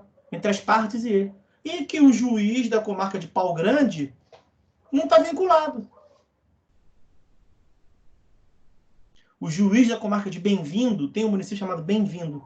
O juiz da comarca de Bem-vindo não vai se sujeitar à decisão do STF. Não pode ser assim, né? Isso é esquizofrênico, não faz sentido. Você tem um ordenamento que é piramidal, ou seja, quanto mais você vai subindo para rever as decisões, quanto mais recursos tem menos órgãos, aí você chega lá no cume, você sobe a montanha todinha, chega no cume, e aquilo que demorou 30 anos para aquele processo chegar lá, você reúne os 11 ministros do STF e só vale para eles. E para aquelas partes. Então só vai valer para João Maria e para o STF. Mas para nenhum outro órgão, para nenhuma outra parte chega, não pode ser assim. Isso é louco, gente. Isso aqui é uma coisa muito séria. E o sistema não dava conta por conta disso. Tinha vários fatores. Um deles era isso, cada um dizia uma coisa. Não tem como ser assim. O cliente não pode chegar no teu escritório e perguntar assim, doutor, eu tô com um caso aqui que aconteceu tal coisa no dia tal e eu quero a providência X. Eu tenho direito a X? O advogado virá para o cliente e fala assim, não sei. O que o cliente falava? Então você não entendeu o caso? Vou explicar de novo. Não precisa explicar, eu entendi. Eu entendi perfeitamente o que você falou. Olha, aconteceu no dia tal o fato X. Esse fato X é qualificado como tal circunstância. A lei tal é que regulamenta isso. A doutrina tal diz tal coisa. E doutor, o que você acha? Eu vou ganhar? Não. Você vai ganhar? Não sei. Posso dizer. Eu tenho direito? Não sei. Depende muito. Não importa a minha opinião. Porque você está me pagando para ser seu advogado. Eu vou sempre defender a sua pretensão. A questão é saber se você vai ganhar. Se vai ganhar, não sei. Não sei, porque o juiz 1 pensa uma coisa, o juiz 2 pensa uma outra coisa. Na terceira vara civil depende. que o juiz titular está de férias, aí tem um juiz substituto lá que eu não sei como é que ele pensa, então não sei. Ah, mas peraí, então vamos supor que eu perca. O senhor acha que eu tenho direito? Eu acho que eu tenho direito. Como que o juiz vai pensar, não sei. Tá, peraí. Isso é parte dizendo, peraí. Se eu perder aqui, por acaso, o senhor não vai fazer tudo para não deixar. Mas se acontecer, eu perder aqui embaixo, cabe recurso? Cabe recurso. Quem vai julgar? Uma das câmaras cíveis do tribunal. Quantas são? Mais de 50. Não, mais de 50. Mais de 20. Mais de 20. E aí, lá em cima, eu vou ganhar ou vou perder? Não sei. Porque metade pensa uma coisa, metade pensa outra. Pô, doutor, difícil? Difícil. Como é que eu vou botar meu dinheiro em custo, vou pagar o honorário para você se você não sabe? Não sei, mas eu não tenho culpa. Eu todo dia leio o livro, leio tudo, mas o que eu tenho que te dizer é que eu não vou te enganar. Eu não sei se você vai ganhar, depende de onde você vai cair. Tá, mas e se eu perder no tribunal do Estado? Eu posso ir para Brasília? Que é como se diz, pode ir para Brasília. E lá no STJ, eu vou ganhar ou perder? Não sei. Uma turma pensa uma coisa, outra turma pensa outra coisa. Pô, isso é sério? Veja, então quer dizer que eu vou ganhar ou perder, doutor, aqui embaixo, aonde eu caí. Eu vou ganhar ou perder no tribunal, aonde eu caí. Eu vou ganhar ou perder no STJ, aonde eu caí. No STF, 2 turmas, aonde eu caí. Então não depende do direito, né? Então toda a minha sorte nesse processo depende do sorteio que vai ser feito, né? Sim. Isso já foi chamado de olha que ponto chegamos. Jurisprudência lotérica. O professor Eduardo Talamini, professor da Universidade Federal do Rio Grande do Sul, não, do Paraná, muito bem colocou. Então o processo virou lotérica. O ato mais importante deixou de ser a sentença no final e passou a ser distribuição inicial no processo. Loteria. Caiu na terceira vara civil. Opa, ganhamos. Ganhamos por quê? Porque esse juiz pensa como a gente gosta. Aí se eu caísse no juiz do lado, na porta do lado, na porta do lado você estava lascado, filho, você ia perder. Porque ele pensa outra coisa. Mas um pensa outra coisa, o outro pensa outra coisa? Sim. Mas ninguém decidiu isso, não, porque pode até ser que um pense uma coisa, outro pense outra.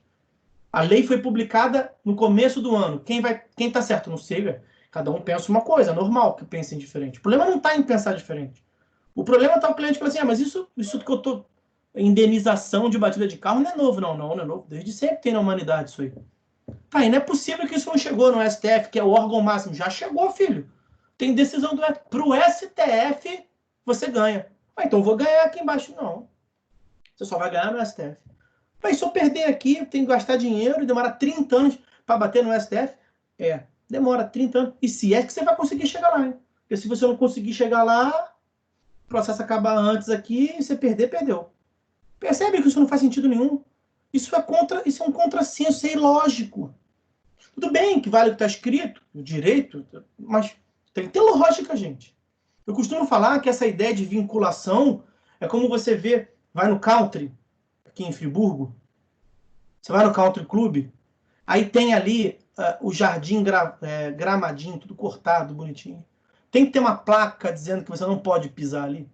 Os senhores sabem bem, tem aquele caminho de chão batido, a terra, onde naturalmente está todo mundo pisando. E tem ali o verde gramado. A gente sabe que aqui pode pisar também no verde, pode ir lá no lago e tal. Você imagina que não é para pisar. Tem lá o verde tudo bonitinho, tem um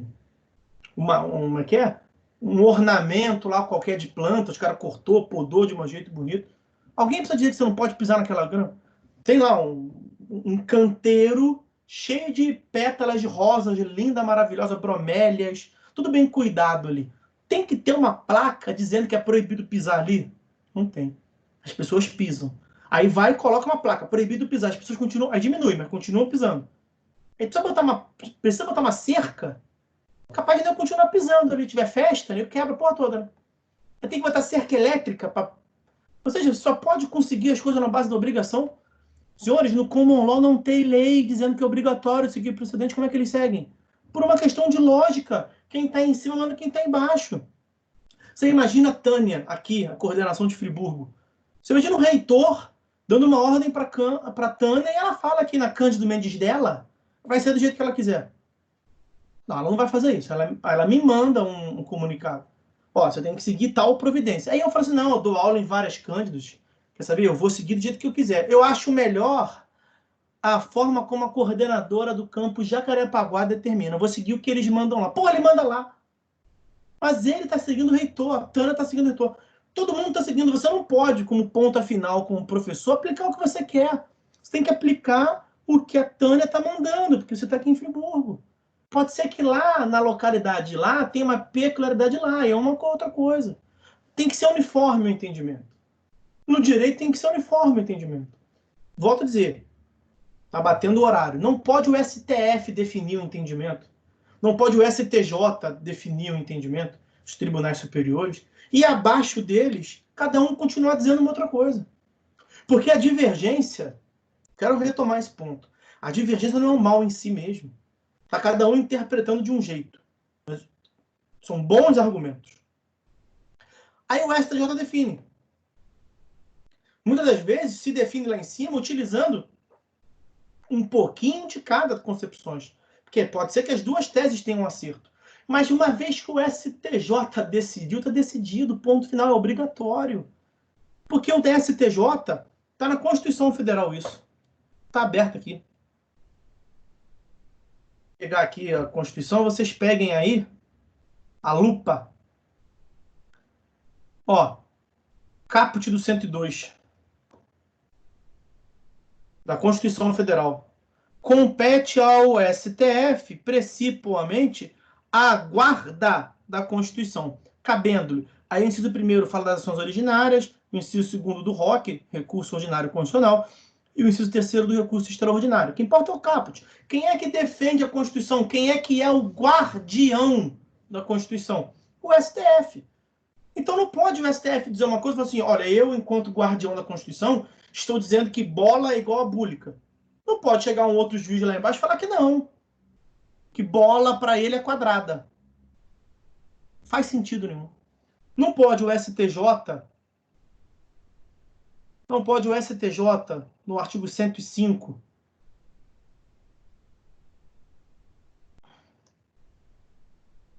isso eu vou trazer o inciso 3º, que é o que mais me interessa.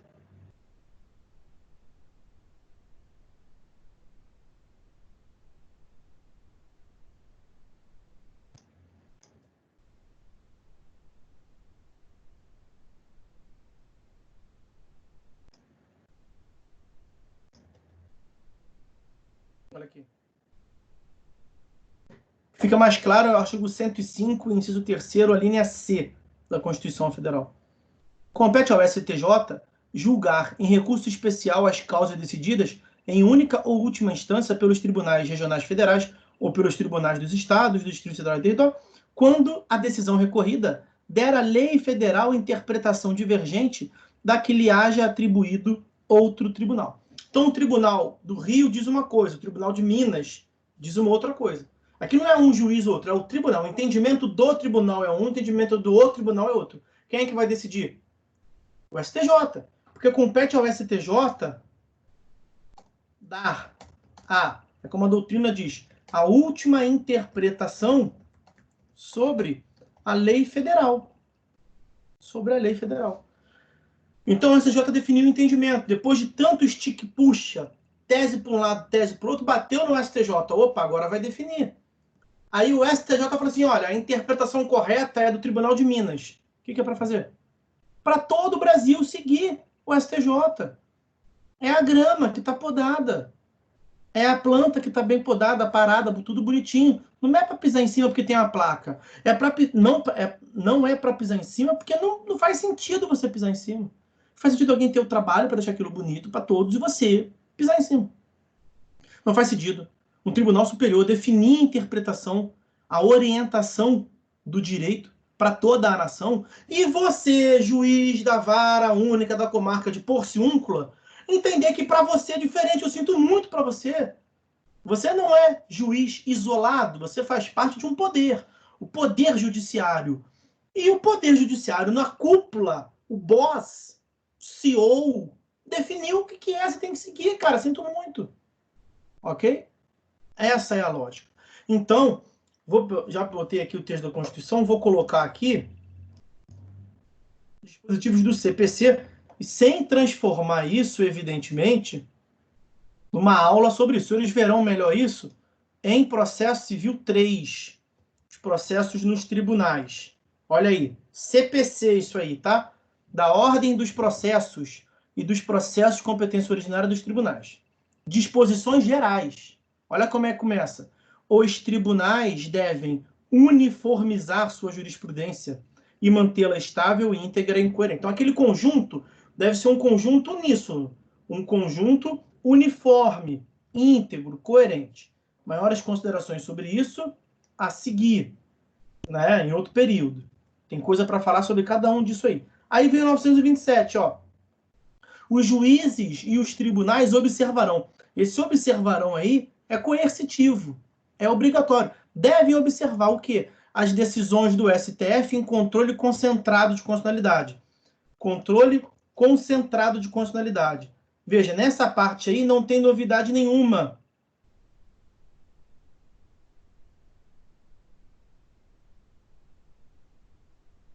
Um momentinho só, está aqui na Constituição. Não tem novidade nenhuma. Olha o que prevê artigo 102, parágrafo 2º da Constituição. As decisões definitivas de mérito proferidas pelo STF nas ADINs, nas ADCs, produzirão eficácia contra todos e efeito vinculante. Isso não estava na redação originária da Constituição. Essa redação foi introduzida em 93, pela Emenda Constitucional 3 de 93, por isso que eu comecei dizendo que essa ideia de vinculação veio desde o começo da década de 90. Emenda Constitucional 3 de 93, e depois foi aprofundado, nova redação foi dada pela Emenda Constitucional 45 de 2004.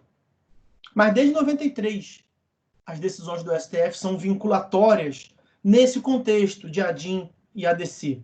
Olha lá, o inciso 2º do 927, sobe o chat aí, ó. Os enunciados de súmula vinculante. Mas também quer o quê? O nome já diz, né, meu filho?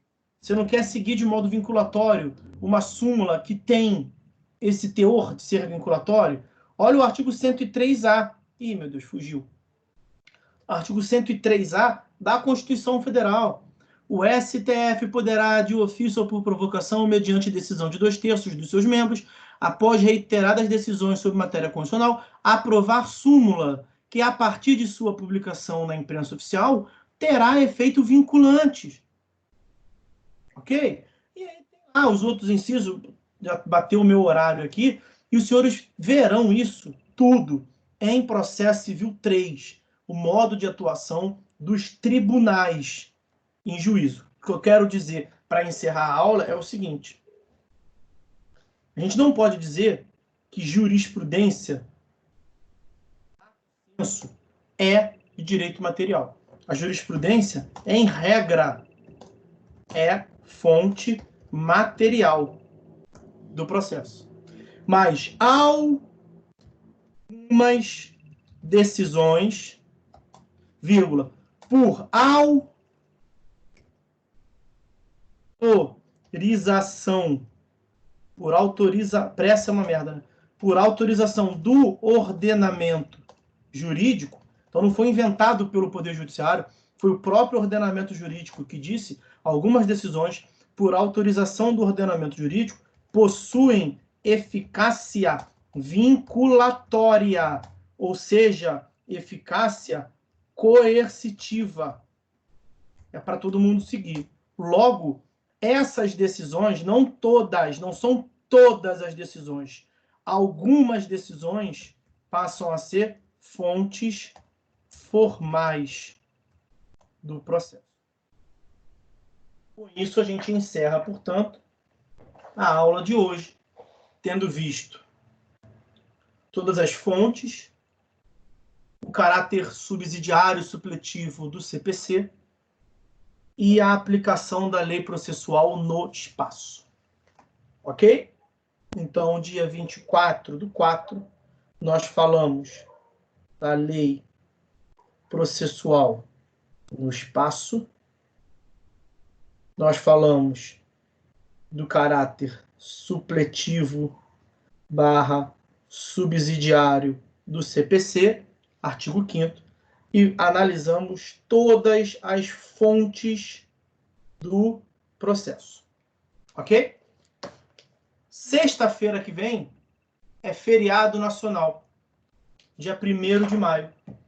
De modo que para aqueles que não estão indo com a cara do gordo, que se arruma para dar aula de moletom, eu percebi que estava de moletom depois, chegando aqui. Aí também não quis tirar, chegar atrasado por conta disso. Então, para quem não vai com a cara do gordo de moletom, tá ótimo, semana que vem não vai ter aula. Para quem tá até achando legalzinho, sinto muito. Mais um feriado na nossa grade aí. A gente vai continuando. Se lá na frente precisar, a gente marca entre a gente um encontro desse aqui. Mesmo que tenha voltado a aula presencial, a gente complementa a matéria, se precisar, nessa forma aqui. Fiquem tranquilos que o mais importante para mim é o conteúdo. Tá?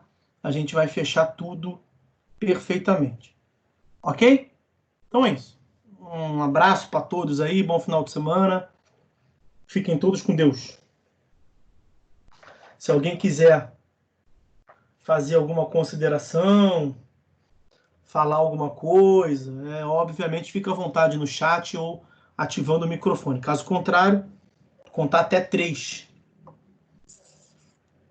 É 1. Basta colocar um pera aí no chat que eu entendo. É 2. Vou encerrar então, galera. É isso. Show. Um abraço a todos. Fiquem com Deus. Boa noite. Bom final de sexta e bom final de semana. Fui.